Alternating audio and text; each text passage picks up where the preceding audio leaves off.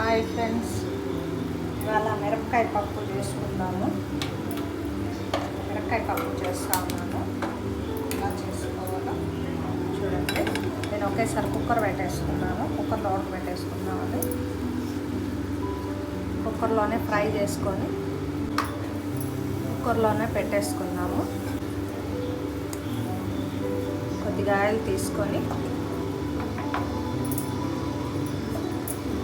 నేను ఆవాల బదులు వడి వేసుకుంటున్నాను. వడి అంటే తెలుసు కదా, ఆవాలు, జీలకర్ర, మెంతులు, ఎర్రగడ్డ, తెల్లగడ్డ అన్నీ వేసి తయారు చేస్తాను.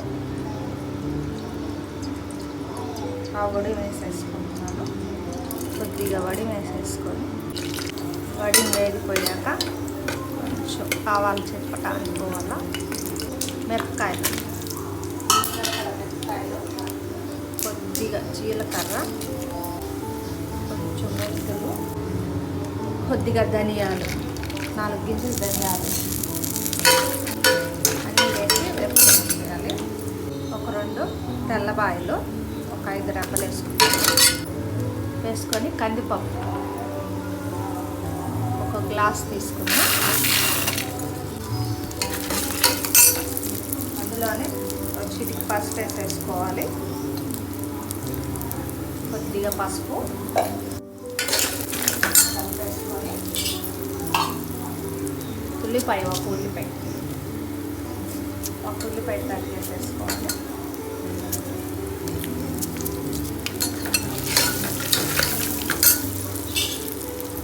టమాటా,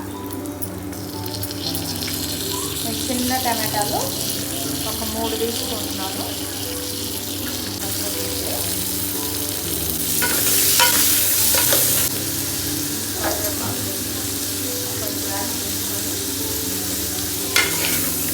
బాగా ఫ్రై చేసేసుకోవాలి.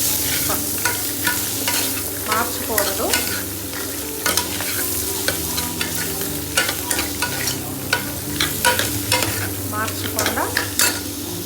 మార్చకుండా ఫ్రై చేసుకొని కొంచెం టమాటా వాడిపోయినాక మనం వాటర్ యాడ్ చేసుకుందాం.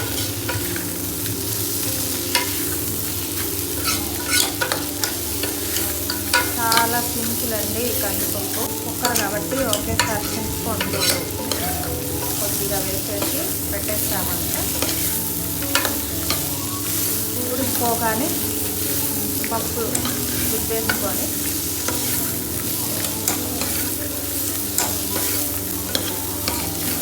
చాలా సింపుల్గా అయిపోతుంది. ఇంకేం చేయనక్కర్లేదు, గరం కూడా పెట్టక్కర్లేదు. అయితే ఫ్రై వాటర్ యాడ్ చేసేసుకుంటున్నాను. వాటర్ సరిపోతాయి.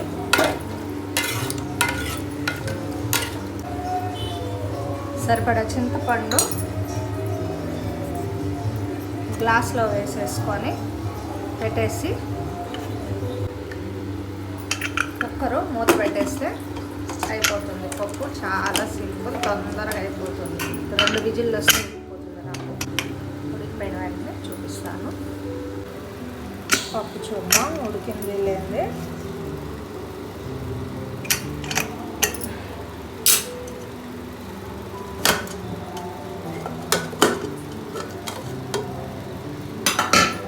ఉడికిపోయింది 2 విజిల్కి.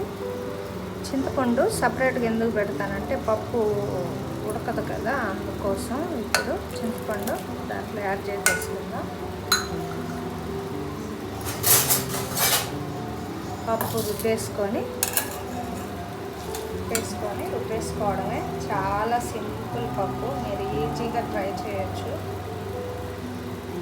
ట్రై చేసి బాగుందా లేదా కామెంట్ పెట్టండి. బాగుంటే లైక్ చేయండి, సబ్స్క్రైబ్ చేసుకోండి, బెల్ ఐకాన్ నొక్కండి. ఓకేనా?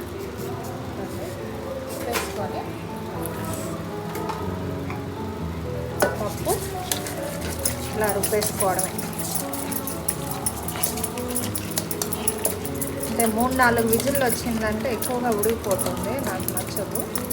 అందుకోసం నేను 2 విజిల్లకే పప్పు ఆపేసాను.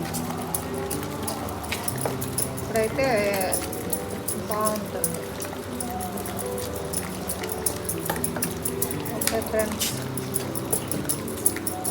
ఒకసారి ట్రై చేసి చెప్పండి ఎలా ఉందో. Thank you. Bye friends.